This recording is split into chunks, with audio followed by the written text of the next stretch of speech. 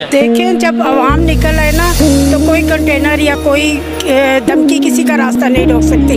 हम दिलो जान से और हमारी औलादें इमरान खान के लिए, हम एक नस्ल अगर ख़त्म भी कर देते हैं ना तो अगली नस्ल जवान हो चुकी है, उसको भी ख़त्म कर दो तो उससे नई नस्ल पैदा हो रही है, वो सब इमरान के साथ आए। तो क्या ये आने वाली नस्लों को भी मिटाएंगे?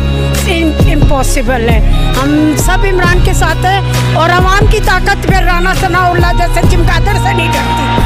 कम अज़ कम हम जैसे बदमाश और ऐसे एक बंदे से नहीं डरते जो खुद करप्ट हो, उससे डर के हम क्या मतलब है? हम बुराई का साथ है। हमारे नबी सल्लल्लाहु अलैहि वसल्लम ने फरमाया है कि हक और सच का साथ दो, हम आपको सच के साथ हैं।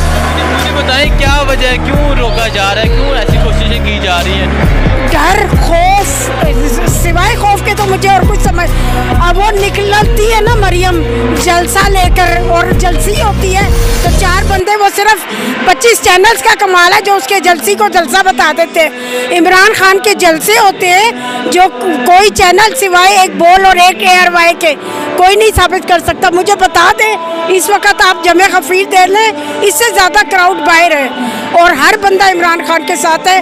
We proud our leader. आप क्यों इमरान खान के साथ, क्यों इमरान खान का साथ है? इंसाफ, हक, सच और एक लीडर है। कायदे आज़म के बाद अगर हमें कोई लीडर मिला है तो वो इमरान खान है। उससे कायदे आज़म के बाद और कायदे आज़म से पहले और कोई ना लीडर था और इमरान खान के बाद ना कोई लीडर था और ना आएगा। शहबाज शरीफ के बारे में क्या कहना चाहेंगे? अमेरिका के माफ़ी, मेरे इतने अच्छे मूड का तुमने बेड़ा गर्क कर दिया।